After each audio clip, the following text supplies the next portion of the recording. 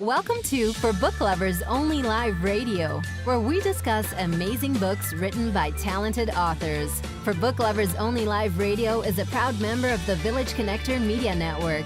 If you love books, we have a home for you. Now time for your host and chief book lover, Rob Brown. Hello and welcome to For Book Lovers Only Live Radio, where if you love books, we have a home for you. My name is Rob Brown, your internet radio host and chief book lover. So excited that you decided to join us today.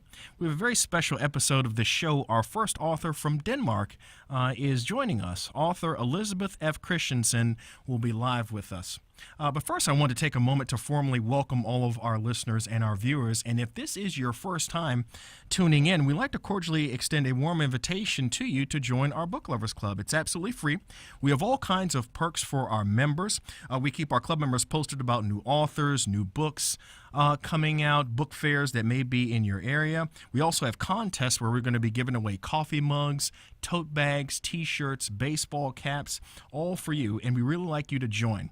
Now, you can join in one of two ways. First, you can just go to our website, www.forbookloversonly.com. That's www.forbookloversonly.com, and give us your name and your email address. Or, if you'd like, you can just text the word book to 301-321-8887, and then you'll receive a message with a link.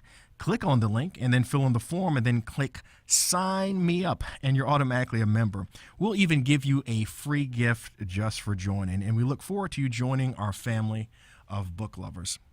Now, for today's guest, she's an author born in Nigeria but currently lives in Denmark. She was adopted by a Danish missionary, a born-again Christian, and mother to 5 children. She passionately worked with mentally ill people for 6 years until a car accident in 2004 derailed her life.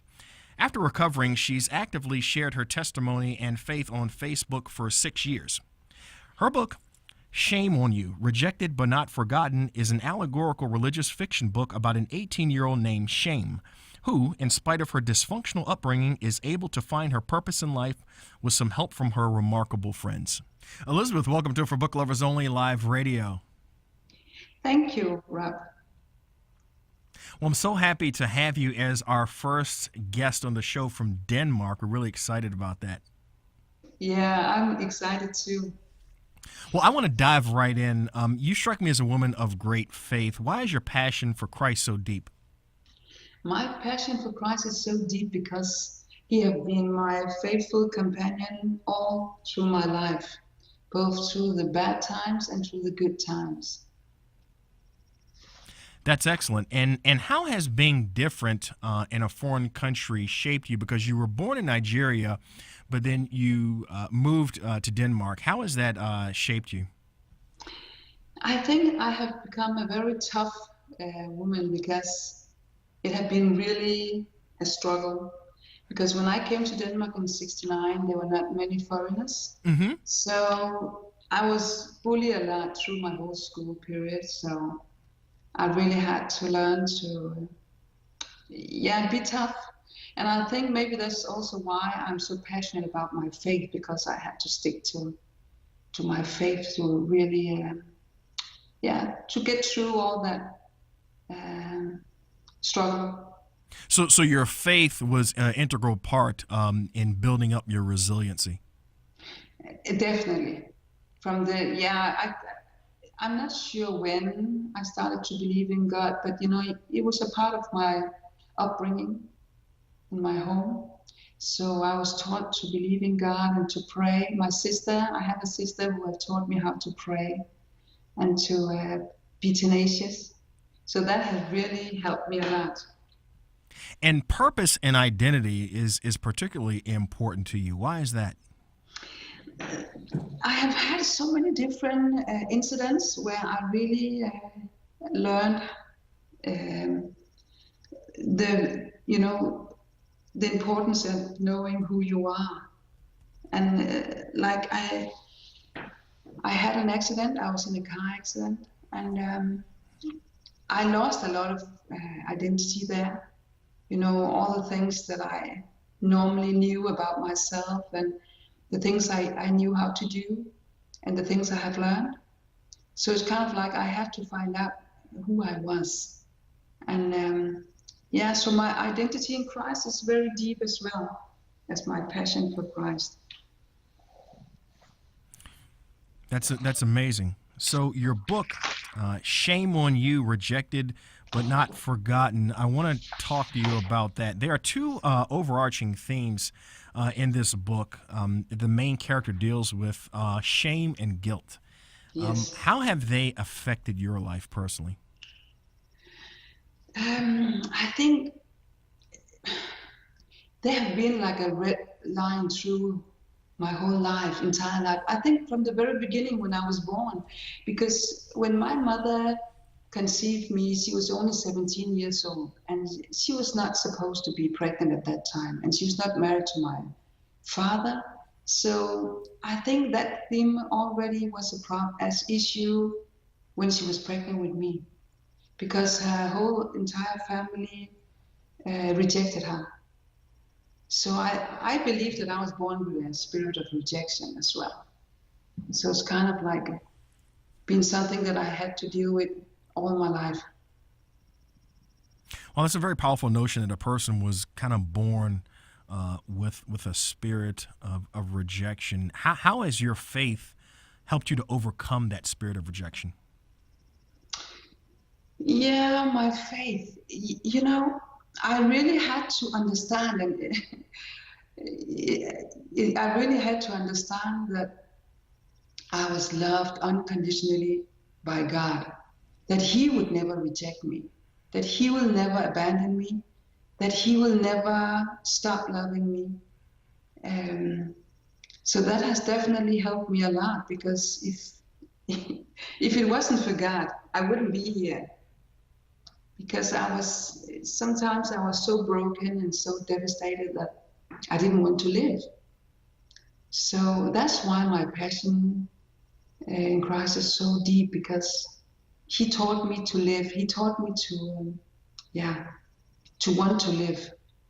So tell us more about your book, the character Shame. Tell us about the plot of the book. I know that the number 7 is very significant in this book, and I want to talk a little bit more about that. Yeah, Shame, she has been through a lot of struggles through her childhood. And when life seemed to when it seems as if life couldn't get worse, it did, because then her family rejected her and shipped her off to her aunt in a totally different part of the country. So she was rejected as well. Shame. And her problem was that she has kind of like shut down about what has happened. She never dealt with it. So she never knew, what her problem was, until she meets her aunt. And her aunt is a believer and takes her with her to the church. Mm-hmm. And she gets a passion for the Psalms and the hymns. She struggles a little with understanding when the pastor is preaching, but the Psalms kind of like gives her life, new life. And then she goes to school, and she just buried herself in books, in reading and in studying, and that is kind of like a lifesaver to her. And when she finished school, 3 special people appears in the school and invites her on a journey. Mm-hmm. And that's when everything begins, where she gets to this island, Greenhouse Island, where she has to deal with all the things that she has buried, all the things that was hidden, all the things that she didn't want to confront. And then little by little, she will be growing. She's growing, maturing, and that's what we kind of follow her on this journey on Greenhouse Island. So so you follow her on a journey to Greenhouse Island. Yeah. What's significant? Is there anything particularly significant about the island? Yeah, it's a very. I normally I wouldn't use mystical because that I don't connect that with faith, but I think that it's a very special place where life is totally different. For instance, Greenhouse Island is called like that because there are greenhouses and there are a lot of vegetable and fruit and different produce, and they grow every month. So it's kind of like, and the house they're living in is very small when you look at it from the outside, but when you get into it, it's a whole different story. So it's kind of like everything is possible on this island. But and then again, you can't get to that island without the invitation. You have to be invited to go to that island by the owner and the ruler of this kingdom. So it's kind of like a very special place. And Elizabeth, how long did it take you to write this book? I think that it took me, it started on Facebook. It started I was writing one chapter every day. And I think maybe I was writing for maybe 2 months or so, 2 or 3 months. And then when I got in contact with Westbound Press, they told me that the story was too short. So I had to sit down and expand it. And that took 1 month, 1.5 months to extend it. Mm-hmm. So maybe 6 months. I think it took 6 months. Now, in the 6-month process, what was the most difficult part of writing a book? Good question.